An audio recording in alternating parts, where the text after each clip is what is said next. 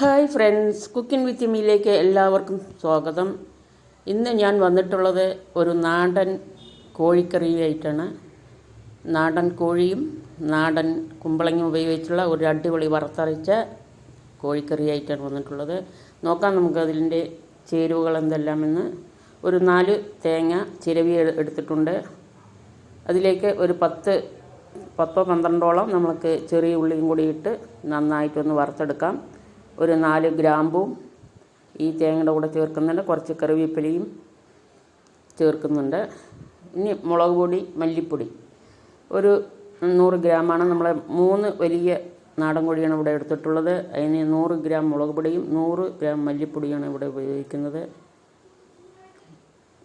ഈ മുളക് പൊടി മൊത്തമായിട്ട് ഒരു പ്രാവശ്യമല്ല ഇടുന്നത്, 2 പ്രാവശ്യം കോഴി വേവിക്കുന്നതിലേക്കും നമ്മൾ കഷ്ണങ്ങൾ വേവിക്കുന്നതിലേക്കും ഇട്ട് കൊടുക്കുന്നുണ്ട്. അങ്ങനെയാണ് നമ്മൾ 100 ഗ്രാം എടുത്തിട്ടുള്ളത്. ഇനി ഇതിലേക്ക് നമ്മൾ ഒരു 8ഓളം സവാള നന്നായിട്ട് അരിഞ്ഞതും ഒരു 5 തക്കാളിയും കൂടി അരിഞ്ഞ് പേസ്റ്റാക്കി എടുത്തിട്ടുണ്ട്. അതുണ്ട് നന്നായിട്ട് വഴറ്റി വന്നതാണ്. അതിൻ്റെ കൂടെ ഇഞ്ചിയും പച്ചമുളകും, നല്ല വലിപ്പമുള്ള 2 ഇഞ്ചി കഷ്ണവും ഒരു 10ഓളം പച്ചമുളകും വെളുത്തുള്ളിയും കൂടെ ഇതിൽ നന്നായിട്ട് അരച്ച് പേസ്റ്റാക്കിയതാണ്. ഇനി നമുക്ക് 5 കിലോ കുമ്പളങ്ങയാണ് ഇവിടെ എടുത്തിട്ടുള്ളത്. അത് നന്നായിട്ട് ഇത് വേവിച്ചെടുത്തിട്ടുണ്ട്.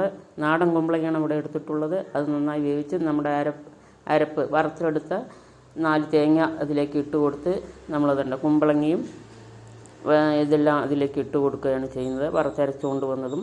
പിന്നെ നമ്മൾ ഗ്രേവി വഴറ്റി എടുത്തിട്ടുള്ളത്, വഴറ്റി വെച്ചിരിക്കുന്ന തക്കാളിയും ഇഞ്ചിയും സവോള എല്ലാം കൂടി വഴറ്റിയതാണ്. അത് നന്നായിട്ട് വഴറ്റി മസാലപ്പൊടിയെല്ലാം വഴറ്റിയതിന് ശേഷം നമ്മൾ ഈ കറിയിലേക്ക് ഇടുകയാണ് ചെയ്യുന്നത്. ഇനി നമുക്ക് ഉപ്പ് ചേർത്ത് കൊടുക്കാം. ഉപ്പും അതിൻ്റെ മഞ്ഞൾപ്പൊടിയും ചേർത്ത് കൊടുക്കാം. വറവെല്ലാം നമ്മൾ ഈ കുമ്പളങ്ങ വേവിച്ച് വെച്ചതിലേക്ക് ഇട്ട് കൊടുത്തിട്ടുണ്ട്. പാകത്തിനുള്ള വെള്ളം ഒഴിച്ച് നമ്മൾ ആവശ്യത്തിനുള്ള ചാറാക്കി എടുത്തിട്ടുണ്ട്. നോക്കൂ, നല്ല അടിപൊളിയായിട്ടുണ്ട്. ഇനി അതൊന്ന് തിളച്ച് വരണം. ഈ ചാറിലേക്ക് നമ്മൾ എന്തെല്ലാമാണ് ചേർത്തിട്ടുള്ളതെന്ന് നമുക്ക് അറിയാം. മഞ്ഞൾപ്പൊടി, ഉപ്പ്, പിന്നെ തേങ്ങ അരച്ചത്, ഇതെല്ലാമാണ് അതിൽ നമ്മൾ ചേർത്ത് കൊടുത്തിട്ടുള്ളത്. ഇനി നമുക്ക് 3 കോഴികളെ നമ്മളിവിടെ മുറിച്ചെല്ലാം റെഡി ആയിട്ടുണ്ട്. മഞ്ഞൾപ്പൊടി ഇട്ട് കഴുകിയതിന് ശേഷം നന്നായിട്ട് കൊത്തി അരിഞ്ഞെടുത്തിട്ടുണ്ട്. ഇതിനെ നമ്മളൊരു പാത്രത്തിലിട്ട് സെപ്പറേറ്റായിട്ട് വേവിച്ചെടുക്കുകയാണ് ചെയ്യുന്നത്. നന്നായിട്ട് 3 കോഴിയാണ്, നല്ല വലിപ്പമുള്ള 3 കോഴികളാണ്, നാടൻ കോഴികളാണ് ഇവിടെ എടുത്തിട്ടുള്ളത്. അതിലേക്ക് കുറച്ച് ഉപ്പും മഞ്ഞൾപ്പൊടിയും അതുപോലെ തന്നെ മുളക് പൊടിയും തിരുമ്പിയതിന് ശേഷം ഒരു മുറി തേങ്ങ കൊത്തും കൂടി ചേർത്ത് നമ്മൾ നന്നായിട്ട് വേവിച്ചെടുക്കുകയാണ് ചെയ്യുന്നത്. കണ്ടില്ലേ, 3 കോഴിയാണ് എടുത്തിട്ടുള്ളത്. അതിൻ്റെ ഇറച്ചിയാണ് ഇപ്പം നമ്മൾ ഇതിൽ മുളക് പൊടിയും മഞ്ഞൾപ്പൊടിയും ഉപ്പും കൂടെ ചേർത്ത് നന്നായിട്ട് വേവിച്ചെടുക്കുകയാണ് ചെയ്യുന്നത്.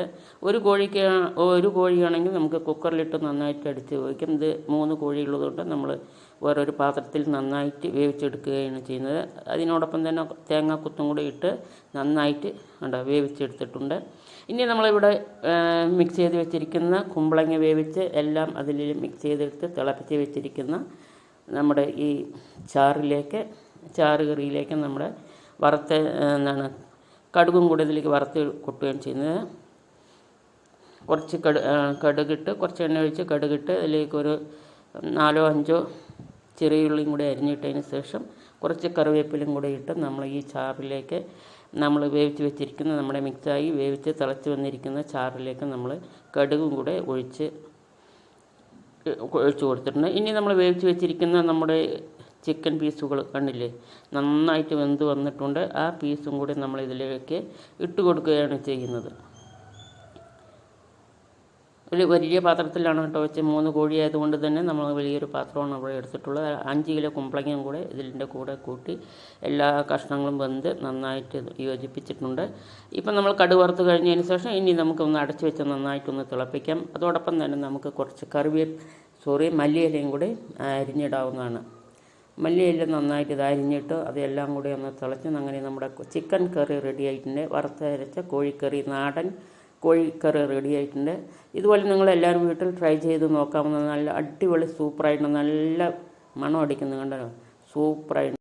വീഡിയോ ഇഷ്ടമായാൽ ലൈക്ക് ചെയ്യുക, സബ്സ്ക്രൈബ് ചെയ്യുക. Thank you.